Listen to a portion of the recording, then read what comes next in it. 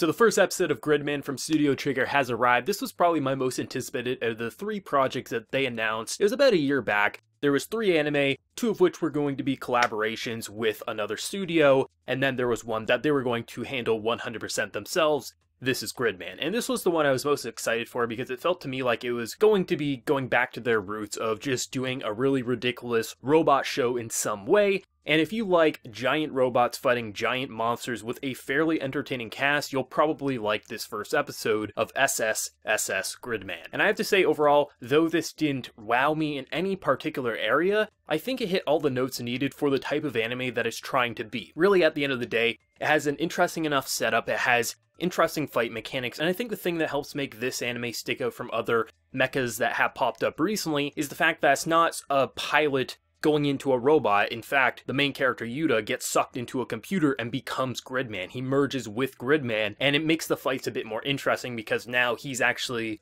could be in danger if something bad happens, and I think that makes it really, really interesting. Now, I have to say, I really do like the idea of just having a kid wake up not remembering anything. There's this computer who keeps saying, "You have a destiny, you need to help me," and everyone thinks he's absolutely insane because he's a kid that everyone's known for a while, but for whatever reason, he can't remember anything, and now he's sort of being kind of drawn to different classmates that he never really had connections with before, and they're kind of just looking at him as an absolute insane person, but they're not just going to leave him hanging. They're going to at least help him get back to his apartment, help him get to school. And as he's saying, "Hey, I see a giant monster in the sky," they're going to look up and say, "There's nothing in the sky." Or, "Why are you talking to my computer? There's nothing on the screen." It's nothing original, but I do like the overall dynamic of, for the first episode, having everyone think he's absolutely insane, but not so insane that he's a dangerous person, just you kind of want to give him a helping hand because it's a little... It's interesting enough. Like, you've seen the idea done before in different anime, but I think how they took familiar elements and built it into a really interesting idea, it becomes fun. Like, I don't think this is going to be the anime that airs on Saturday that's going to wow the most people. There are definitely other properties that are being made right now that are airing on Saturday that are going to go more appreciated than Gridman, but I think for anyone who likes mechas, where mechas are over the top and giant, having ridiculous battles, but doing something at least a little different, having the actual character merge with the robot, going into a computer, like there is an interesting team dynamic that's being set up here. The whole memory loss thing, though maybe a little cliche, I think they're executing it in a pretty interesting way because he obviously has a destiny, he obviously is someone more special than he remembers, and I think that's interesting. It may not blow everyone away, but I really do like how they handled it, and when we got to the fight mechanics there, like when we're actually seeing Gridman fight a giant monster, it looked beautiful. Honestly, one thing that I have to give major props to is how well they made weight in this series feel. When you have giant mechs and you have giant monsters, often it can feel like the backgrounds are just kind of there, like you can really tell it's a layered thing. The creatures are layered on top of a background that's drawn. Here, however, you're seeing the ground shatter, you're seeing cars fly, you're seeing the weight and impact of these two forces colliding, one obviously good and one obviously evil, and that just makes this series, I think, stick out for a visual standpoint. If people are just coming in, they want to see giant mechs and giant monsters fight each other, they're probably going to have at least a good time once every couple of episodes, if not once every episode, because it's fun to just watch these two giant forces of absolute power and mayhem collide and just seeing the destruction and impact. But even though there is so much destruction and carnage, for whatever reason, it got reversed, as if someone is pulling some strings, rebuilding the broken school, things like that. So there's obviously some mystical elements that I think will play an interesting factor in keeping us interested with the story, with the overall character arcs maybe not going to be the best written and most complex thing that we've ever seen. I do think they're going to be interesting enough that if you enjoy what you saw with episode 1, you're probably going to enjoy the remaining 11 episodes because overall you may have seen these types of character personalities before.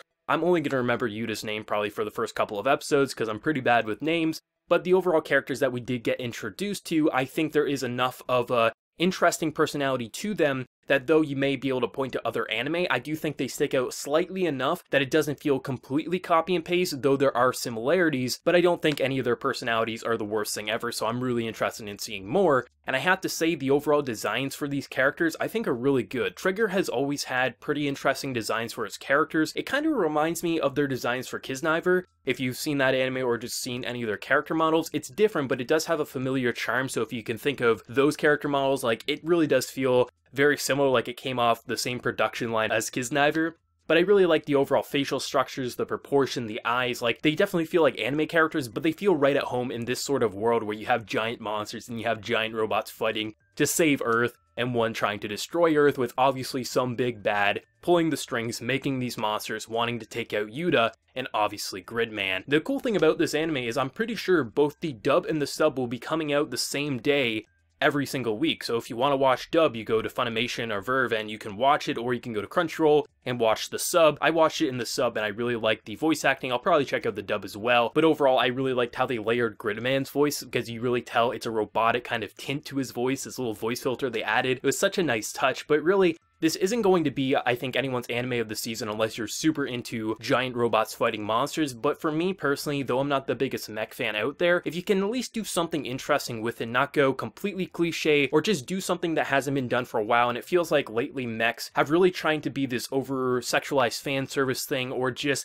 they're losing the charm of the old days of mech shows, so it's nice to have something that feels a bit more reminiscent to the Ultraman days and things like that, just having these giant robots fighting giant monsters, pretty base level but interesting character designs for the fate of the world, and there's some sort of like computer tomfoolery that's being able to create these mythical creatures and rebuild the school. Like, it's interesting. I like the whole idea of sucking the character into a computer and having him merge with the robot. That's interesting, and I hope we do see down the road maybe him getting hurt in Gridman, and then when he gets thrown back into reality, maybe that wound transfers. Something like that could be really interesting. But overall, I had some pretty high hopes going into this. I wasn't expecting this to be my anime of the season, but I was pleasantly surprised by how much fun I had. The only main complaints I have is really, there's a couple of moments where they tried to pull these kind of comedic shifts with the directing, and it didn't really land for me. The first of which is where our character is standing still kind of talking, and they were just jump cutting around while our two characters were talking. At first I thought there was an animation issue, but then clearly it was a director's choice. It didn't really land for me. And then there was one scene in the classroom where I think it was a volleyball hits the main character's lunch, and then they just completely pan away, and it just, there was nothing really funny about that. But past that, past maybe the comedy, I really enjoyed pretty much everything this episode had to offer. The visual style, the voice acting, the overall characters that we got to see, and the overall fight sequences were just really interesting. But let me know what you thought of the first episode of Gridman down in that comment section below. Did you love it? Did you hate it? Are you gonna keep watching it like myself? Let me know, and be sure to like the video if you did enjoy, and also hit that subscribe button if you want to see more content from me in the future. But until next time, everyone, please take care and have a good one.